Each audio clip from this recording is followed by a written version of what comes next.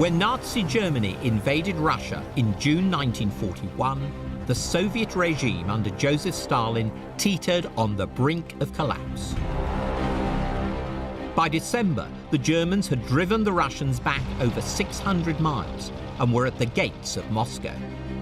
What followed is one of the most remarkable turnarounds in military history. 3 years later, the Russians were at the gates of Berlin.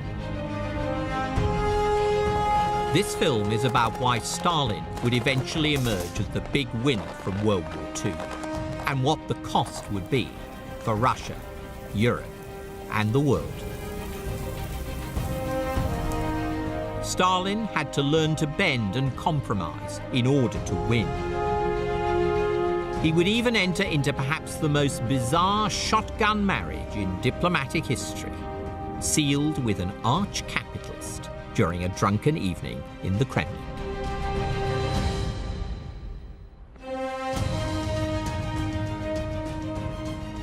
Stalin had a strange, almost seductive charm.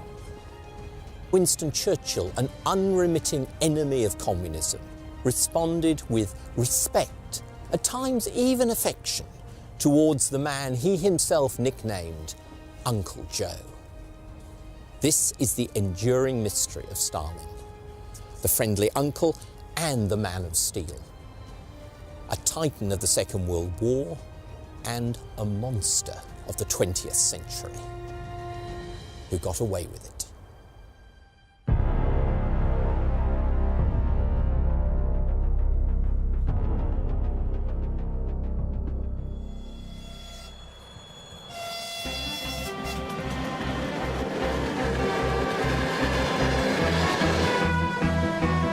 Stalin made a critical decision soon after the German invasion. Much of Soviet industry lay west of Moscow, easy pickings for Hitler. So the Russians dismantled some 1,500 factories, put them on trains together with workers and families, and then rebuilt them east of the Ural Mountains.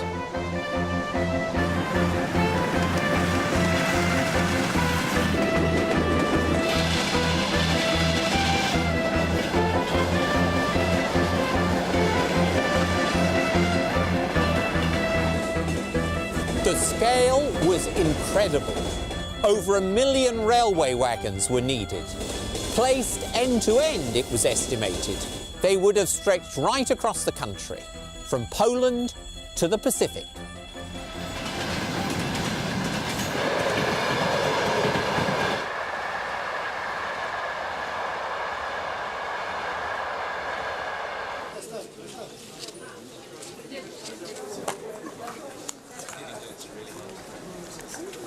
What made ordinary Russians, soldiers and civilians, struggle so tenaciously? Here's one story which I think captures the spirit of Russian resistance in 1941.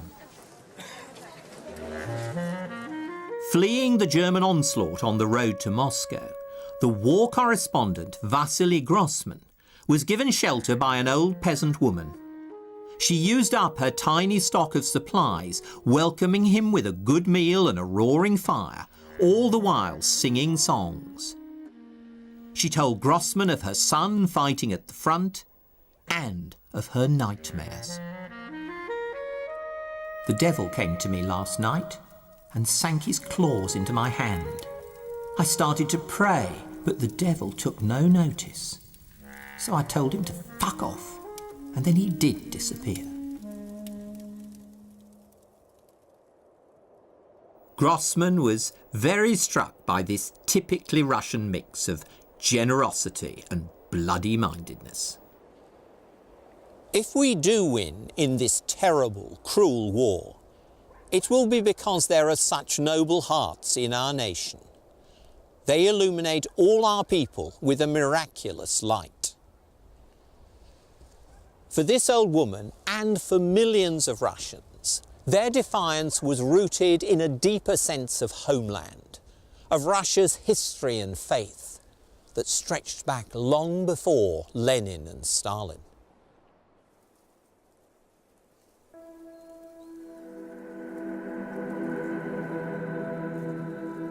One popular wartime poem tapped into this mood, imagining the ghosts of the old religious Russia coming to the aid of Stalin's godless communists. It was as if, at the graves in each Russian village, guarding the living with the sign of the cross, our ancestors were gathering to pray for their grandsons who no longer believe in a god.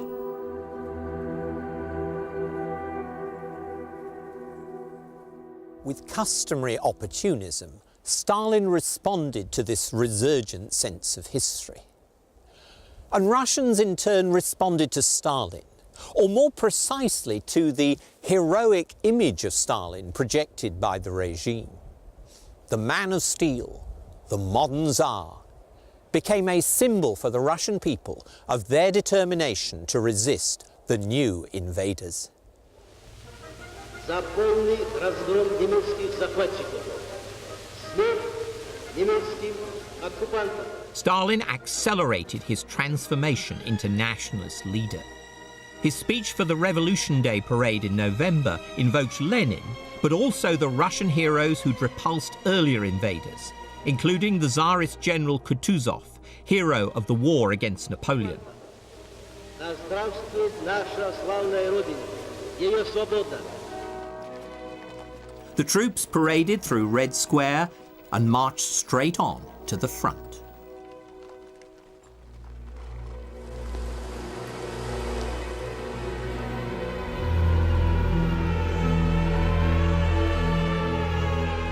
Moscow was now under almost nightly attack from the Luftwaffe.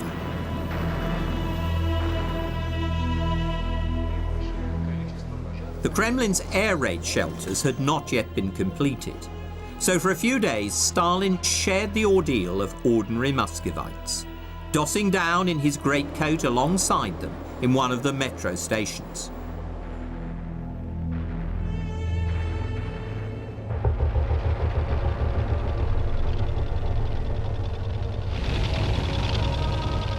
By December the 2nd, 1941, German advance units were only a dozen miles from the Kremlin. Its domes and spires glinted in the pale sun. One German medical officer reached a tram stop on the road into the city. There was an old wooden bin attached to the wall. I felt inside and dragged out a handful of old tram tickets. We picked out the Cyrillic letters, which by now we knew spelt Moskva. But there was to be no easy ride into Moscow for those German soldiers. This vast replica of a tank trap marks the end of the line for them. The point where Barbarossa, once molten fire, literally froze up.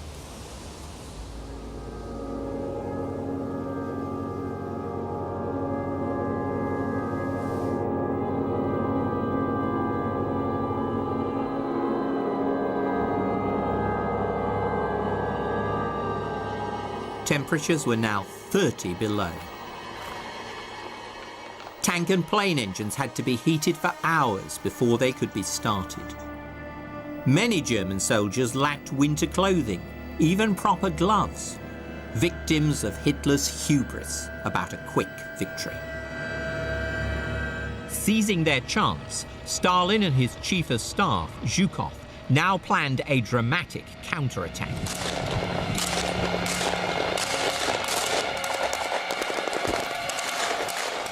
Before dawn on December the 5th, Soviet troops ploughed into the frozen Nazi pincers around Moscow.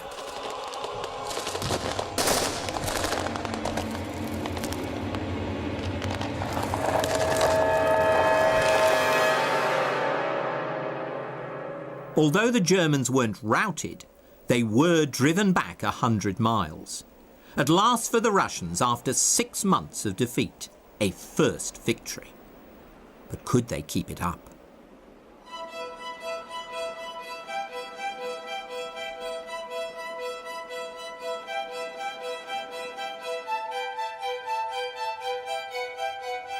Zhukov knew the limits of his army.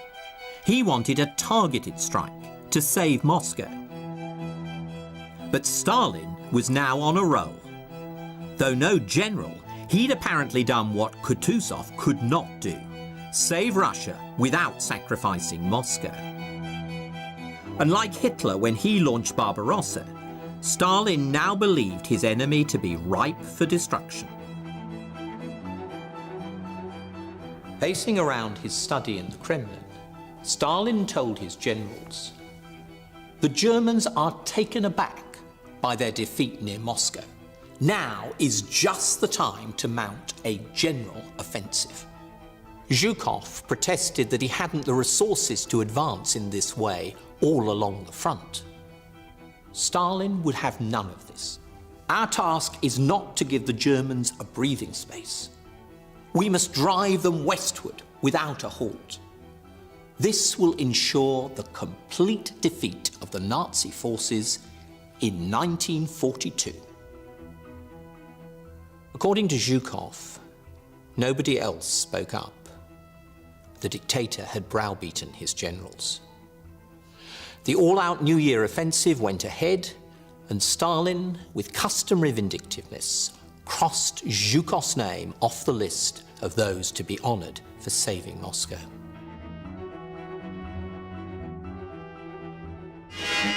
Along the whole front, the great Russian counter-offensive, which Stalin personally worked out in every detail, springs to life. British newsreels recorded Stalin's great offensive. The heroic Russians seemed to be the only ones effectively fighting the Germans. Britain was still on the back foot. And America, though at last in the war, was in disarray after Japan's surprise attack at Pearl Harbor. Yet in early 1942, Stalin was sniffing victory. And, like Hitler, it went to his head. Having lost Eastern Europe in 1941, he was now determined to get it back. He told Britain and America that Russia's rewards for victory should include Eastern Poland and the Baltic states, the very territories signed over to him in 1939 as part of his pact with Hitler.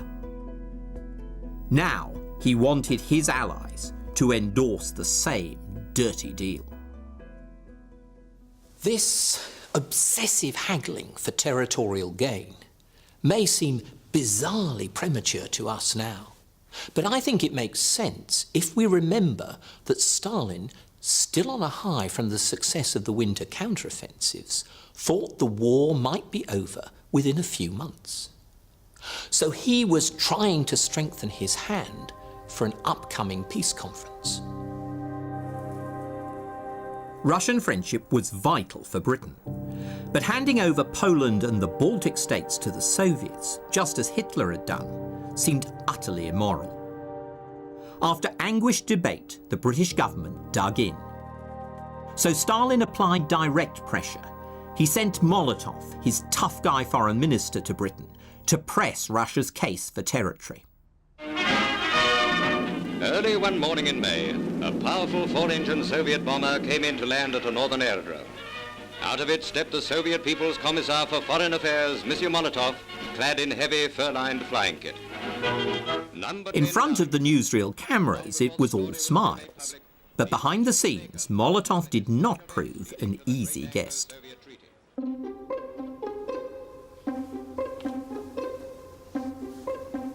Conscious perhaps that 20 years earlier his host Churchill had tried to strangle Bolshevism in its cradle, Molotov and his aides slept with revolvers under their pillows. Their rooms were also guarded round the clock by grim Russian matriarchs dressed in black.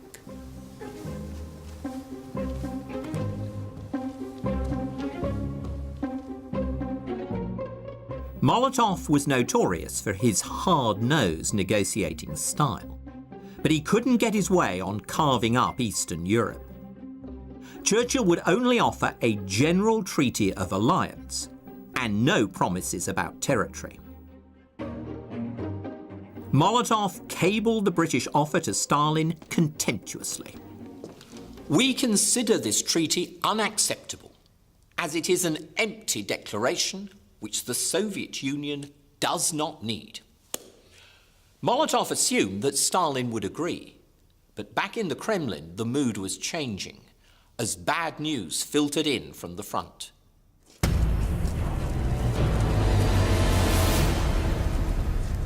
Buoyed up by overconfidence, and once again riding roughshod over generals like Zhukov, in May 1942, Stalin had ordered a reckless new assault to recapture Kharkov, second city of the Ukraine.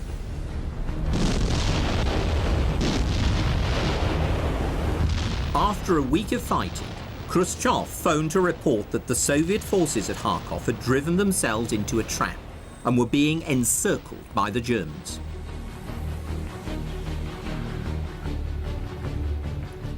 Stalin refused even to take the call, put down the phone, as if he knows what he's talking about.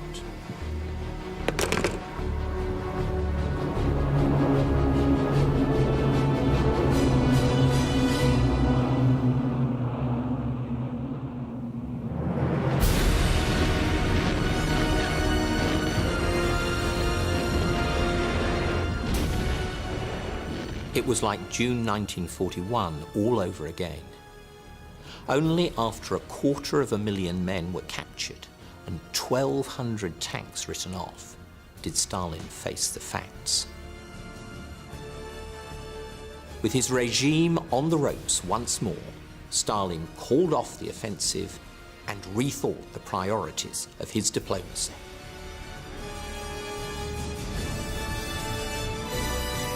Stalin dropped his demands for territory.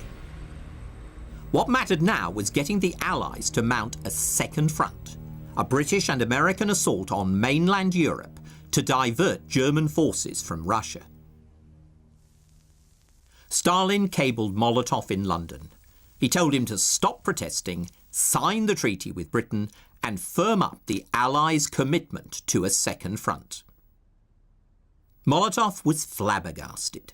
But the man whom the British regarded as the hardliner grovelled abjectly to his boss. I shall act in accordance with the directive. I believe the new draft treaty can have positive value.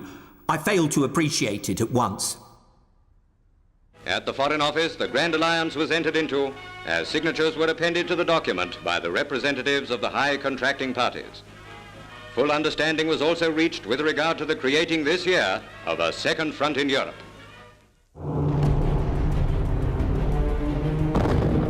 In mid-1942, Hitler resumed his offensive.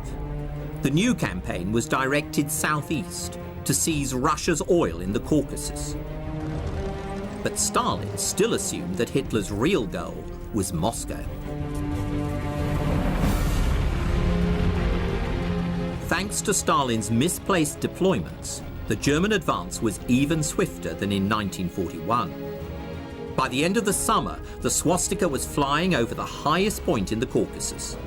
The Red Army had lost another 600,000 prisoners and thousands more tanks.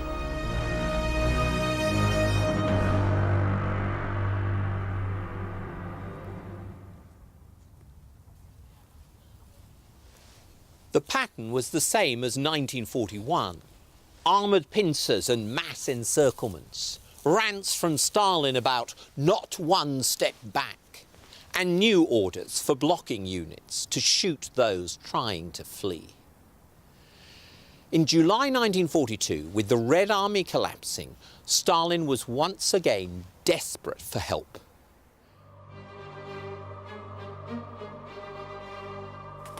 Stalin now really needed Churchill to deliver on the promise of a second front in Europe in 1942. But nothing seemed to be happening. Stalin sensed that he was being betrayed by the old enemy. Personal and secret, Premier Stalin to Premier Churchill. In spite of the agreed communiqué concerning the urgent tasks of creating a second front in 1942, the British government postpones this matter until 1943. Relations between London and Moscow were reaching crisis point. As the German juggernaut rolled east, rumours swirled around about Soviet capitulation and peace talks. A new Nazi-Soviet pact would be a disaster for Britain. For the British, Stalin's military blunders opened up a terrifying scenario. Churchill's chief of staff, Alan Brooke, noted in his diary, "While we are talking, the Germans are walking through the Caucasus. Our defences in Iraq and Persia are lamentably weak." If the Germans smashed through the Caucasus to Iraq and Persia, they would grab most of Britain's oil.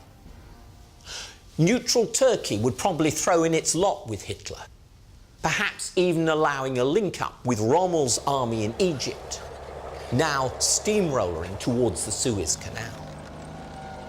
The Germans might even join forces with the Japanese to threaten India from the west as well as the east. Nightmares perhaps, but all too real and vivid at the time. In 1941, Russia's collapse threatened to expose the British Isles to the Nazi war machine. In 1942, the whole British Empire seemed at stake because of Stalin's military bungling. While Stalin felt betrayed by Churchill over the promise of a second front, Churchill doubted Stalin's ability to hold out against Hitler. Without trust, the alliance was doomed. Churchill felt that he and Stalin had to meet face to face. In the middle of August 1942, after a long flight dodging German fighters, Churchill arrived in Moscow. Churchill was excited to meet Stalin for the first time and keen to get the measure of the man. But he was also anxious. He was about to give Stalin an update on the Second Front that wouldn't be welcome. It was, he said, like carrying a large lump of ice to the North Pole.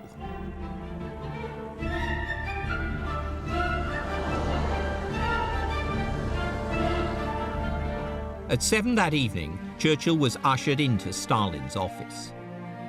First impressions were not flattering. At the door was a bald, nervous dwarf, actually Stalin's secretary, Alexander Poskrovyshev. And Stalin himself didn't look particularly impressive, attired as usual in lilac tunic, baggy trousers and long boots. This was actually standard Communist Party dress, but to the British, he looked a bit of a yokel. For Stalin, a gangster from the Caucasus, used to manipulating cronies and underlings, having to negotiate with a grandee from the West, face to face and on equal terms, was a new experience. A first test, if you like, of his ability to play in the Premier League of international diplomacy.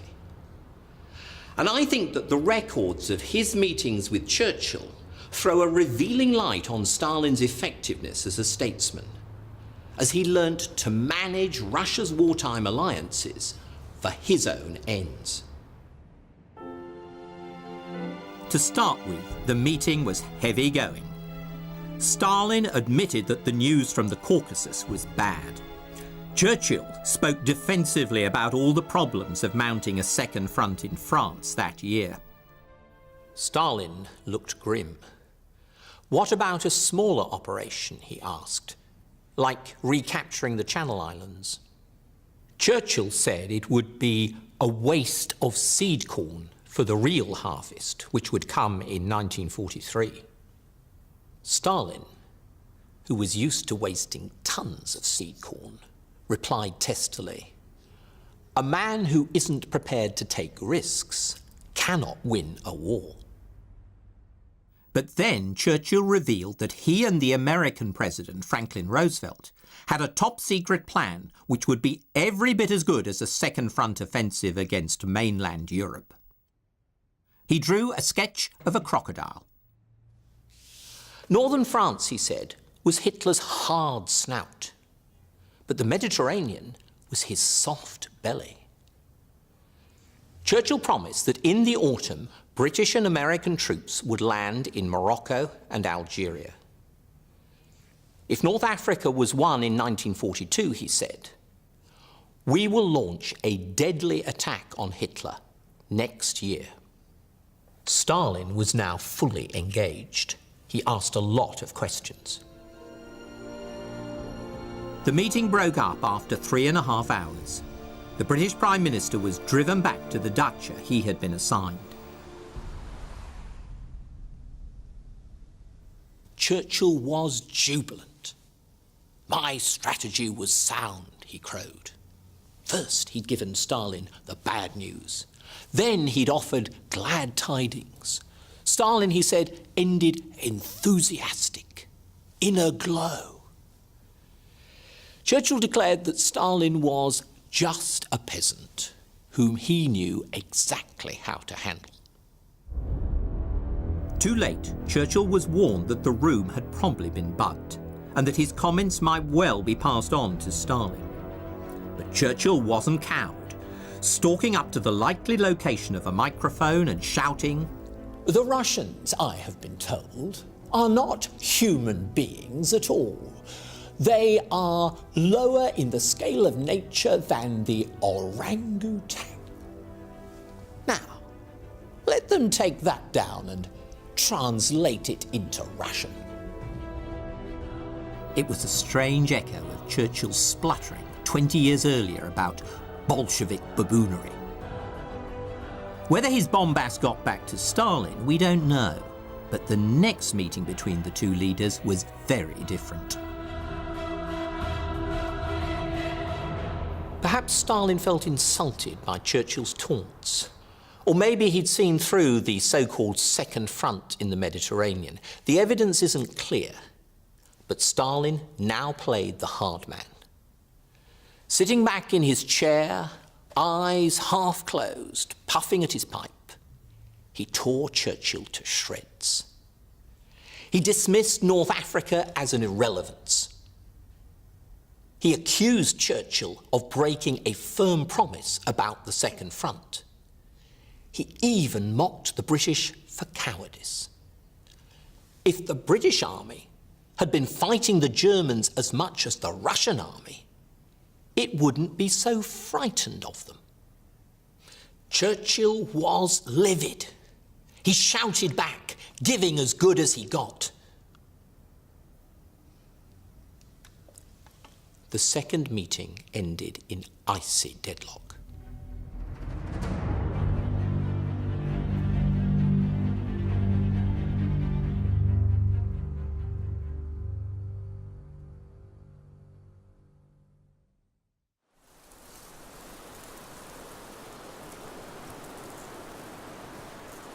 Next day at the dacha, Churchill fumed in the garden, safely out of range of the bugs. That man has insulted me. From now on, he will have to fight his battles alone. I represent a great country, and I am not submissive by nature. This was no longer a policy dispute, a row about the Second Front. It was a clash of cultures between two proud men representing two proud nations. Each desperately needed the other, but there was a limit to how far either of them would bend. Unlike Stalin, Churchill wasn't surrounded by lackeys. The British ambassador, Sir Archibald Clark Carr, talked back at Churchill hard. In a letter later, he recalled how he asked Churchill bluntly whether he intended to flounce off home. All because you are offended. Offended by a peasant who didn't know any better. You are an aristocrat. They are rough and inexperienced, straight from the plough and the lathe. Don't let your pride blur your judgment. Noblesse oblige, that was the message. Clark Carr urged Churchill to unbend and ask Stalin for another talk. But would Stalin unbend as well? In fact, for Stalin, the ground was also shifting. He had just learnt that the Germans had routed Soviet troops on the Don River. Stalingrad, the great industrial city named after the Man of Steel himself, was now in Hitler's sights.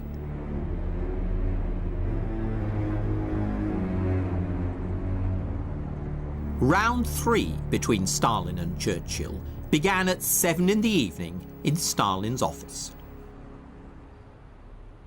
The two leaders had a polite and businesslike final discussion about various aspects of the war. But as Churchill got up to say goodbye, Stalin became Mr. Nice Guy all of a sudden. "Why don't you come back to my apartment in the Kremlin and have a little drink,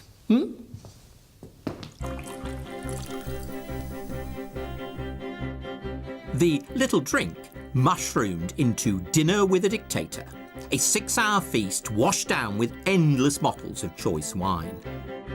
Stalin introduced Churchill to his daughter Svetlana and watched his reaction with a twinkle in his eye, as if to say, "You see, even we Bolsheviks have family life." The mood became progressively more unreal as conversation lurched from the present to the past. Churchill boasted about the military genius of his ancestor, the Duke of Marlborough. Stalin, with an impish smile, said he thought the Duke of Wellington was more talented because he crushed Napoleon, who presented the greatest danger in history. Then Stalin got on to the collective farms campaign and the criminal resistance of the peasants. It was, he said, a terrible struggle. 10 million people, all very bad and difficult, but necessary.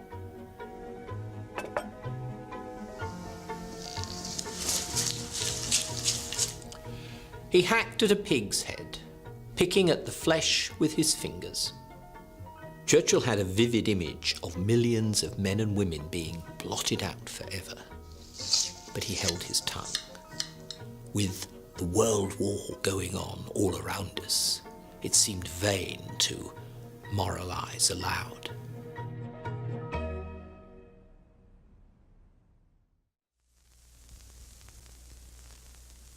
This final meeting cemented the alliance. Churchill left Moscow with a new confidence in Stalin. On the plane home next morning, nursing a massive hangover, he murmured, "I was taken into the family. We ended friends." Of Joseph Stalin, the Prime Minister has brought back an excellent impression of a great rugged war chief, blunt of speech, with a saving sense of humor. The two formed a friendship which promises well for the victory of the United Nations.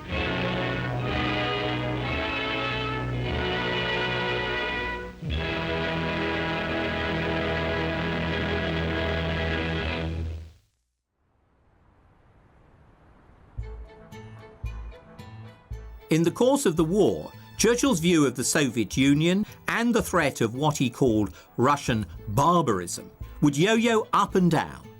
But he retained his faith that Stalin was a man with whom he could do business. For his part, Stalin had played a shrewd game of hot and cold with Churchill, knocking him off balance. This was a routine Stalin ploy. But I believe there was something more behind his Mr. Nice Guy act when he invited Churchill back into his flat.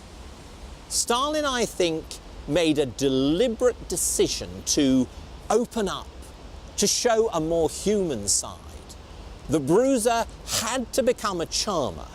He couldn't afford to let the meeting end on a sour note because Russia's military situation had gone critical.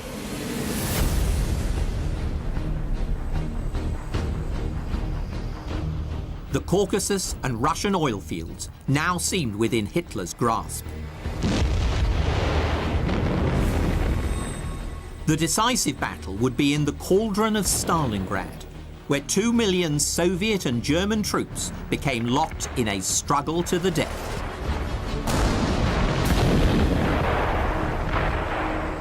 Churchill's much vaunted offensive in the Mediterranean, landing 100,000 troops on the beaches of North Africa, was a mere sideshow to this horrific climax of the war.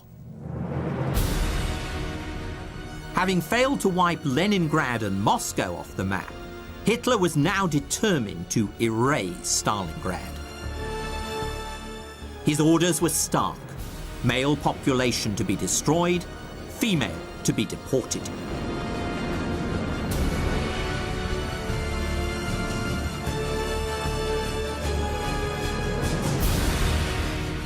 Hitler was becoming ever more the control freak as supreme commander.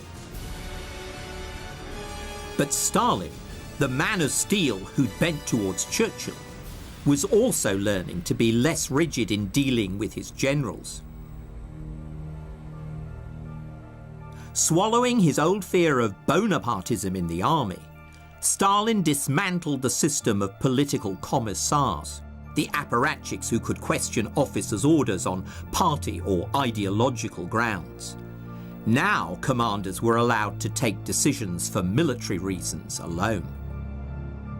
Party hacks like Voroshilov were demoted, while Stalin promoted Zhukov to deputy supreme commander. Zhukov knew the fate of Stalin's generals. At first he tried to refuse the promotion, claiming that their temperaments were incompatible. But Stalin was insistent. Let us subordinate our temperaments to the interests of the motherland. Zhukov wasn't just a one-man band. Around him he built a capable staff of intelligent and efficient planners.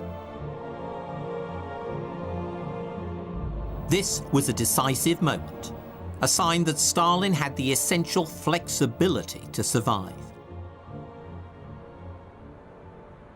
In 1941, Stalin had appealed to nationalism, not communism, in order to galvanize his people for war. In 1942, he compromised again, scrapping the ideology of party control to give his top generals the freedom to fight. While Russian soldiers battled heroically in the ruins of Stalingrad, Zhukov and his staff formulated a bold plan to relieve the city. And Stalin let them do it, finally releasing the reserves he'd retained to protect Moscow and not pushing Zhukov this time into a premature assault.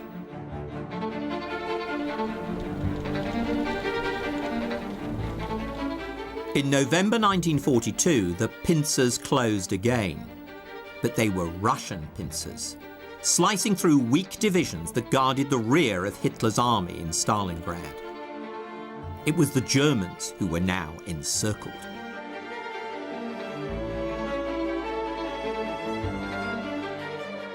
Their final surrender in January 1943 coincided with the 10th anniversary of Hitler's seizure of power. It was a devastating turn of fortune's wheel.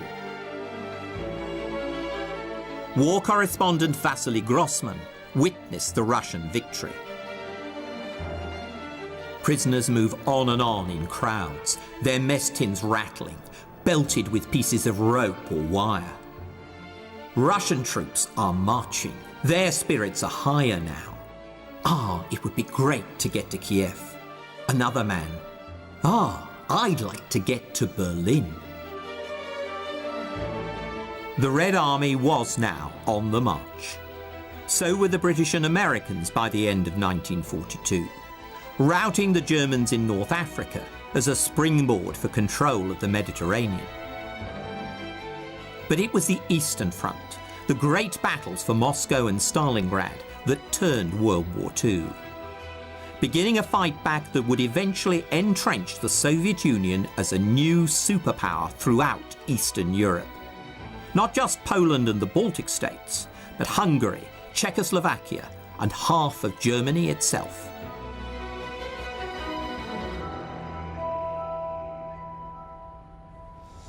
The Second World War was a struggle to defeat Hitler's genocidal imperialism. Yet the man who gained most from victory was a dictator as cruel and ruthless as his enemy. The difference between victory and defeat was in large part that Stalin eventually learned from the mistakes that had cost millions of Russian lives, whereas setbacks only made Hitler more unyielding in his fantasies. Ultimately, Stalin, for all his Bolshevik ideology, was a pragmatist with a keen eye for survival. Although he was an outsider, his command over the Russian people gained him an empire bought with their blood that surpassed anything won by the Tsars. So there was a ghastly moral compromise at the heart of the Allied victory. In 1945, the defeat of one evil helped entrench another evil across half of Europe and in Russia itself.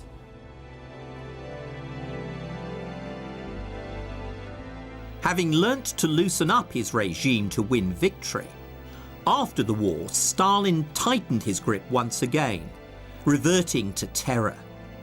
He put his generals back in their place, demoting the war hero Zhukov on charges of corruption. And he clamped down on his people with renewed censorship and another purge of the party. In the 1950s, Vasily Grossman pondered the cost of victory, reflecting on how the heroism of the war had saved Russia, while also saving Stalin and shoring up the Stalinist system. His epic novel, Life and Fate, was modelled on Tolstoy's War and Peace. At the fulcrum of his book, Grossman evokes Stalin waiting anxiously for the start of Zhukov's vital counteroffensive around Stalingrad. The passage is pure fiction, but also, I think, sublime poetic truth.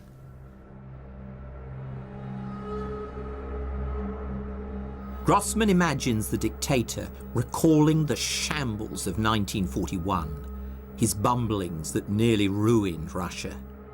In his mind's eye, behind Hitler's tanks, Stalin sees the millions of Russians he destroyed coming back to life.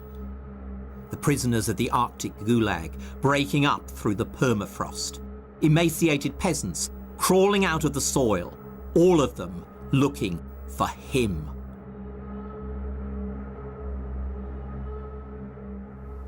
Then Zhukov's pincers close. The Germans cannot escape.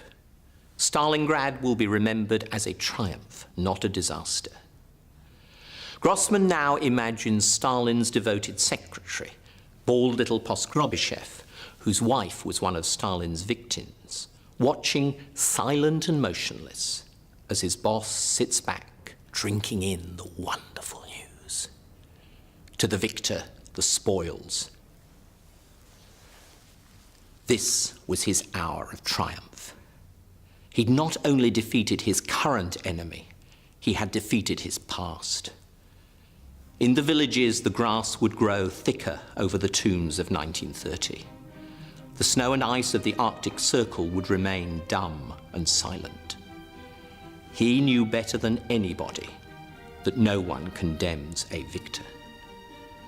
Very slowly and gently, his eyes closed, he repeated the words of a song. "You're caught in the net, my pretty little bird. I won't let you go for anything in the world." Poskrovyshev looked at Stalin, at his grey, thinning hair, his pockmarked face, his closed eyes. Suddenly, he felt the ends of his fingers grow cold.